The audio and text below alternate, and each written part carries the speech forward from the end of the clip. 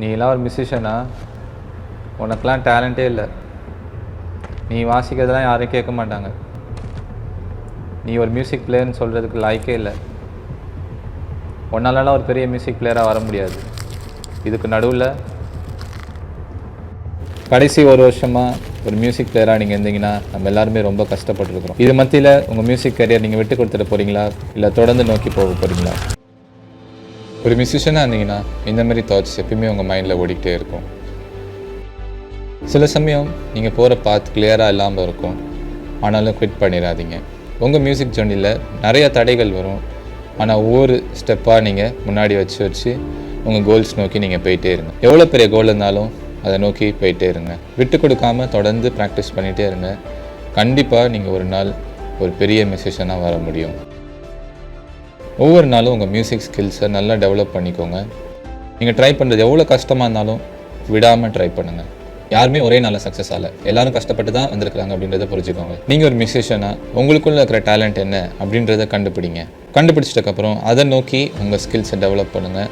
இது மூலமாக நீங்கள் ஒரு யூனிக் மியூசிஷியன் அப்படின்றத நீங்கள் அண்டர்ஸ்டாண்ட் பண்ணிப்பீங்க. மற்றவங்க என்ன பண்ணுறாங்க அப்படின்றத பார்க்காம உங்கள் ட்ராக்கில் உங்கள் ரேஸில் நீங்கள் தொடர்ந்து முன்னேறி போயிட்டே இருங்க.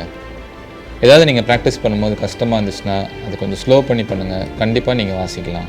சில டிஸ்கரேஜ்மெண்ட்ஸ் வந்தாலும் உங்கள் கோல்ஸை நோக்கி நீங்கள் முன்னேறி போயிட்டே இருங்க. ஒவ்வொரு நாளும் பிளான் பண்ணி ஸ்பெண்ட் பண்ணுங்கள். உங்கள் எக்யூப்மெண்ட் அங்கே ரெடியாக இருக்குது. நீங்கள் உட்காந்து ப்ராக்டிஸ் பண்ணால் தான் நீங்கள் அதில் ப்ரோக்ரஸ் பார்க்க முடியும். உங்களுக்கு தெரிஞ்சதை முடிஞ்ச அளவுக்கு மற்றவங்களுக்கும் சொல்லித்தாங்க. சில நேரம் உங்கள் மியூசிக் கரியர் கொஞ்சம் ஸ்லோ ஆகிற மாதிரி தோணும். ஆனாலும் குவிட் பண்ணாமல் போயிட்டே இருங்க. உங்களுக்கு இருக்கிற டைம் ரொம்ப ப்ரெஷியஸ் அப்படின்றத அண்டர்ஸ்டாண்ட் பண்ணி அதுக்கேற்ற மாதிரி ப்ராக்டிஸ் பண்ணுங்கள். புது புது விஷயங்கள் தினமும் சர்ச் பண்ணி கண்டுபிடிங்க. இதெல்லாம் நீங்கள் பண்ணும்போது உங்களை அறியாமே உங்கள் ஸ்கில்ஸ் உங்களுக்குள்ளே டெவலப் ஆகிட்டே இருக்கும். அது நிச்சயம் ஒரு நாள் எல்லாருக்கும் தெரிய வரும். எல்லாரோட ஜேர்னியும் ஸ்ட்ரைட்டாக இருக்காது. நிறைய பாதைகள் வழியாக நம்ம கடந்து போவோம். ஆனாலும் குவிட் பண்ணாமல் போயிட்டே இருக்கும். சில நேரம் அடுத்து உங்கள் மியூசிக் ஜேர்னியில் என்ன பண்ணலாம் அப்படின்றதே உங்களுக்கு தெரியாமல் இருக்கும்.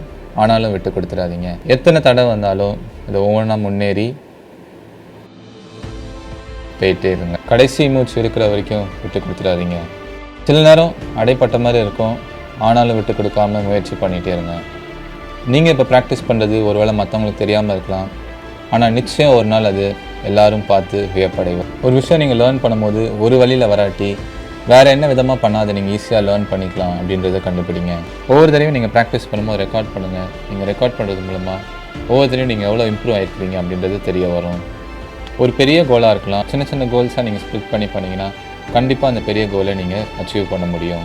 எப்பயாவது நீங்கள் விட்டு கொடுக்குற மாதிரி தோணுச்சுன்னா நீங்கள் முதல்ல அந்த இன்ஸ்ட்ருமெண்ட் வாங்கும்போது அது எவ்வளோ சந்தோஷத்தோடு ஆரம்பிச்சிங்க அப்படின்றத மறந்துடாதீங்க. நீங்கள் இன்ஸ்பயர் ஆனது மட்டும் இல்லாமல் மற்றவங்களையும் நல்லா மோட்டிவேட் பண்ணுங்கள். இந்த கடைசி 2 வருஷம் நிறைய பேருக்கு ரொம்ப கடினமான காலங்களாக இருந்திருக்கு. நம்மள நிறைய பேர் இந்த கொரோனா வைரஸ் அப்புறம் மற்ற காரியங்களால் நம்ம ரொம்ப நேசித்தவங்களே இழந்திருக்கிறோம். ஆனால் இந்த வீடியோ இப்போ நீங்கள் பார்த்துட்டு இருக்கிறீங்கன்னா கண்டிப்பாக உங்களுக்கு ஒரு பர்பஸ் இருக்குது. நீங்கள் ஒரு மியூசிஷியனாக நீங்கள் வச்சுருக்கிற கோல்ஸை என்றைக்குமே விட்டு கொடுத்துடாதீங்க. அது எவ்வளோ தூரமாக இருந்தாலும் எவ்வளோ கஷ்டமானாலும் எவ்வளோ நாள் எடுத்தாலும் நோக்கி போயிட்டே இருங்க. கண்டிப்பாக ஒரு நாள் நீங்கள் அதை ரீச் பண்ணுவீங்க.